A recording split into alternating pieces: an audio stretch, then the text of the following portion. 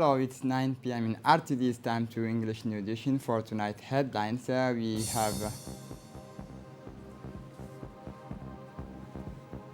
the head of state receives Somalian Prime Minister.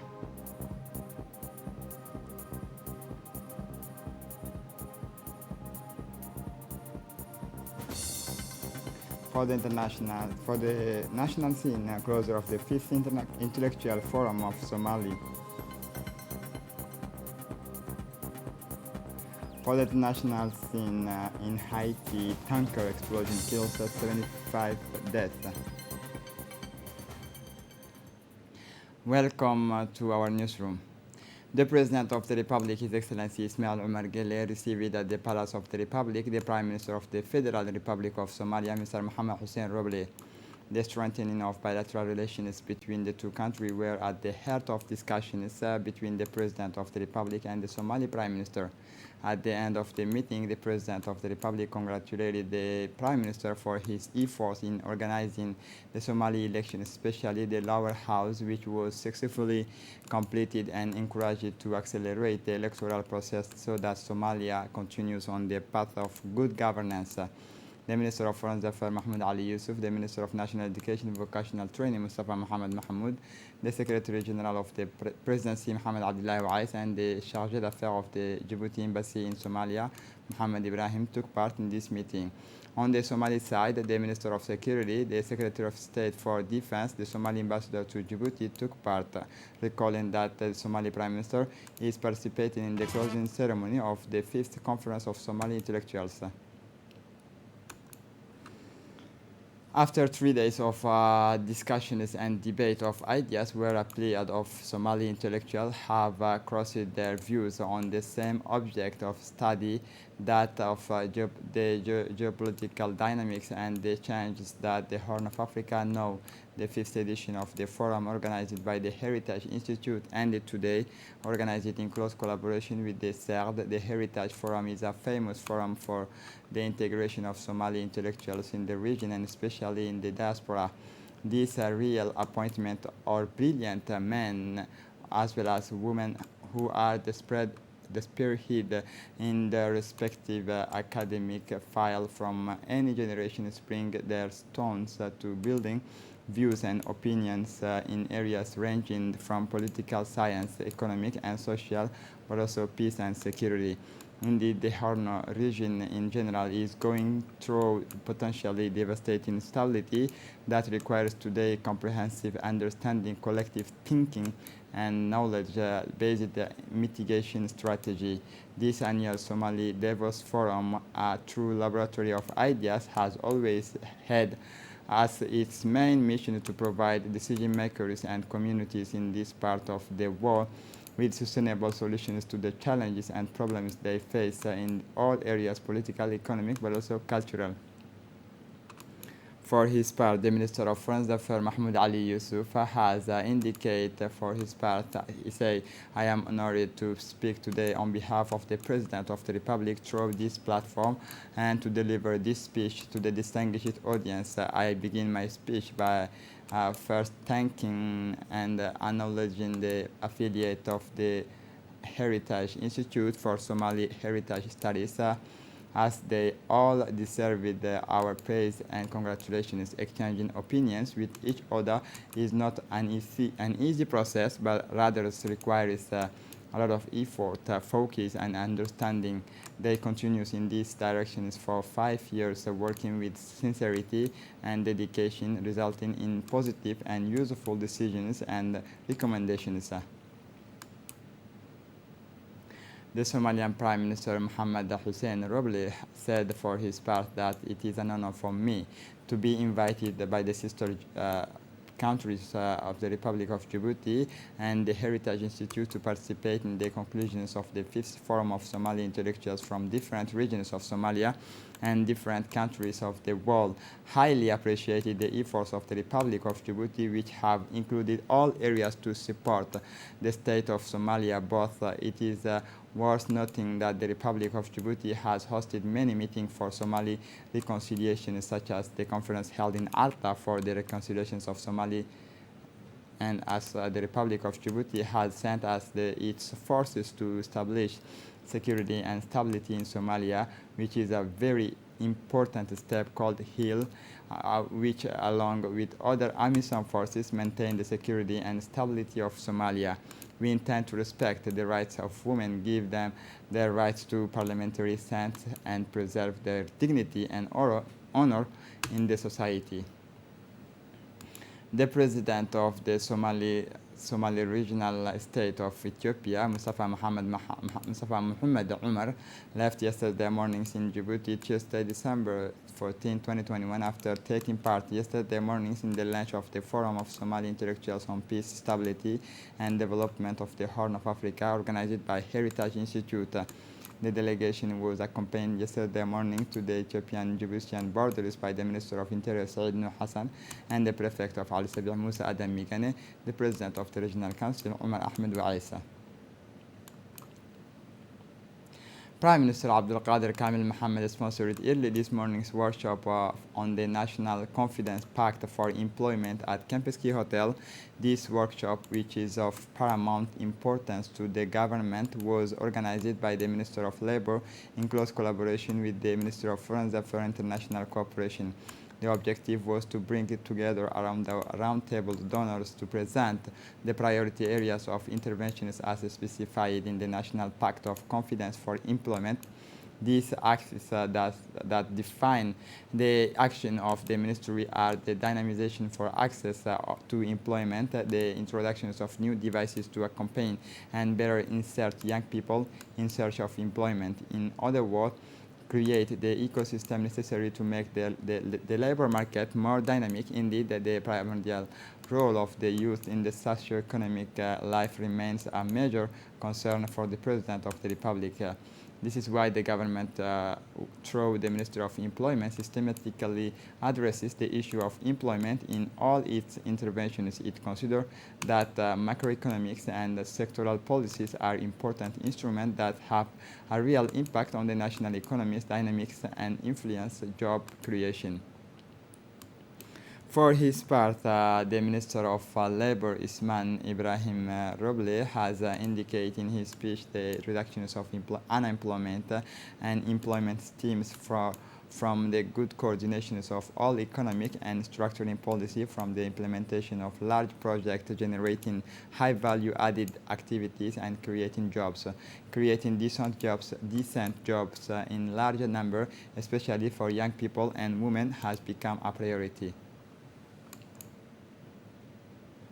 For his part, Prime Minister Abdul Qadir Kamil Mohammed said for his part that this workshop aimed to present the key priority of the Ministry of Labor contained in the Employment Pact to bilateral and multilateral partners, and to position on the key areas of collaboration and support with key partners, donors to mobilize the necessary fund for the realizations of the programs set up in the Employment Pact, and agree on the next steps on follow-up actions, and expose the key priorities of the Ministry of Labor in charges of formalization and social protection is contained in the Employment Pact to bilateral and multilateral partners and key stakeholders, identify potential areas for collaboration. Thus, with this in mind, the objective of the donor roundtables was to present the key priorities of the Ministry of Labor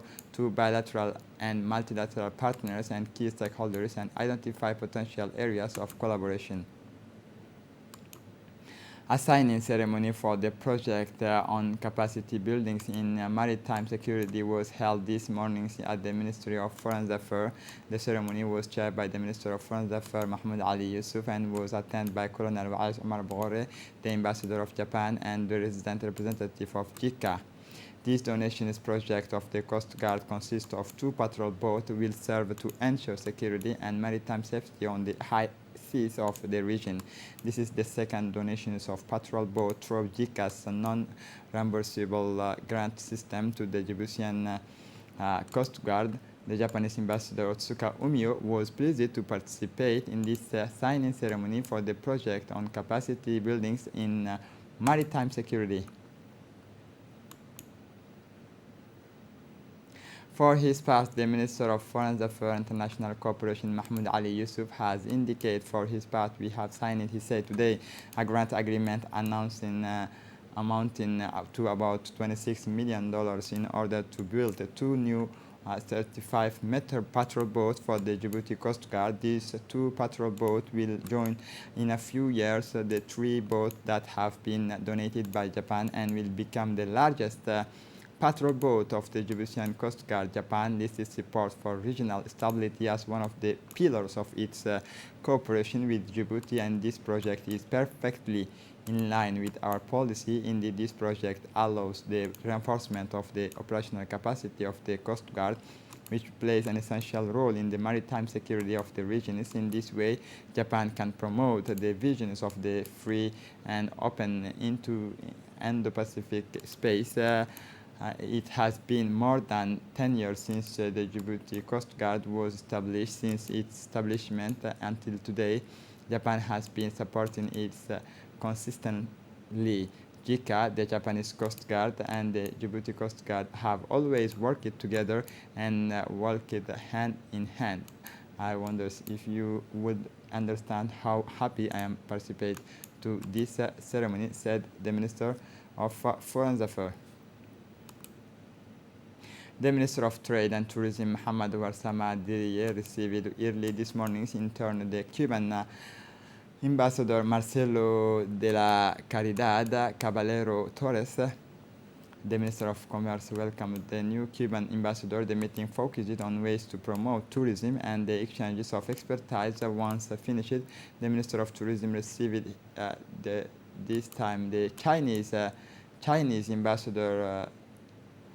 This meeting allows with the both parties to review the historical relations existing between the two countries, as well as the means to promote bilateral cooperation and the creation of opportunities for an effective partnership in field of tourism and craft. In addition, this meeting was also focused on ways and means to enhance the craft and tourism. In this regard, the Minister stressed the creation of the craft site for small, medium enterprises.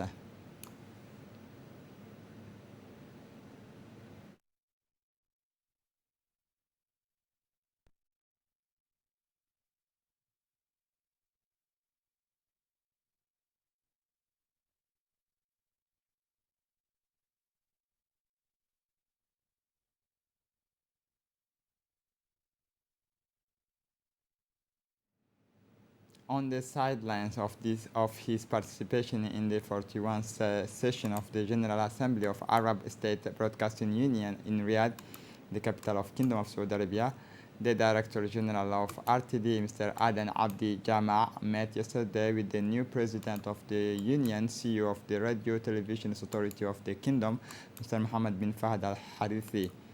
During the meeting, cordial conversations were exchanged an aspect of bilateral cooperation between Djibouti and the Arab State Broadcasting Union in general and the Kingdom's radio television authorities in particular. Mr. Mohammed bin Fahd Al Harithi welcomed the Director General, expressing his full readiness to provide the necessary support to the radio televisions of our country to strengthen the role of this national institution.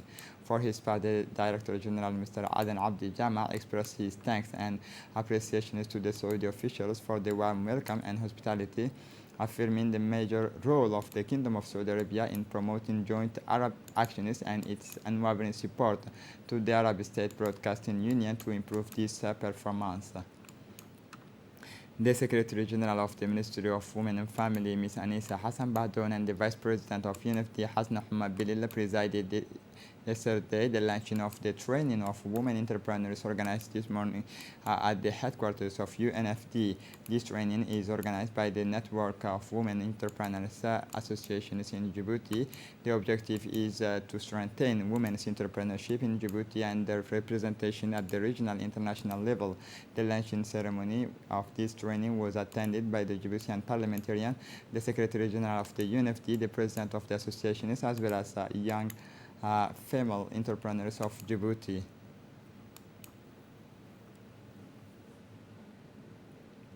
For her part, the Secretary General of the Ministry of Women and Family, Anissa Hassan Bahdoun, said that this training aimed to strengthen the capacity of competitiveness of women's businesses in order to better sell it at the level of the territories and to make it known at the regional levels and in the market areas of COMESA. The Food Agriculture Organizations, in collaboration with the Ministry of Agriculture and Livestock, organized a workshop on the results of the survey entitled Zero Epidemiological Studies of Priority Animal Disease in the Republic of Djibouti, including PPR. The Directorate of Livestock and Veterinary Service, in partnership with the Food Agriculture Organization, has been conducting the last 2 months zero epidemiological studies of priority animal disease in the Republic of Djibouti, including PPR. This workshop of restitutions of the results of this survey is part of the project strengthening the productivity of plant and animal productions in Djibouti, financed by the European Union and in accordance with the Memorandum of Understanding signed between the Directorate of Livestock and Veterinary Service and the Food Agriculture Organization Office in Djibouti. This workshop will allow the different veterinary officers of the countries involved in the national network of animal disease surveillance to share the conclusions of the studies and to make recommendations. For his part, the representative of the Food Agriculture Organization, Pisong, said that this workshop of restitutions of the results of this survey is part of the project strengthening the productivity of plant and animal productions in Djibouti, financed by the European Union in accordance with the Memorandum of Understanding signed between the Directorate of Livestock and Veterinary Service and the Food Agriculture Organization Office in Djibouti. For the international scene, 75 dead, including a journalist and political activists in a shooting. 15 people were shot dead, including a journalist and an opposition political activist on the night of Tuesday, 30 June 20 Wednesdays. 1st July in the Haitian capital, said that the director of Haitian National Police, who denounced alleged reprisals committed by the supporters of a police unionist, killed a few hours earlier the photo of the lifeless bodies of journalists Diego Charles on the ground and Antoinette Duclerc, feminist activist and activist for the opposition party, Matrice Liberation, at the well of her car were circulating on the Haitian social network from the early morning hour. Both victims were 33-year-old. This is it for the news. Thanks for watching us. Have a good evening.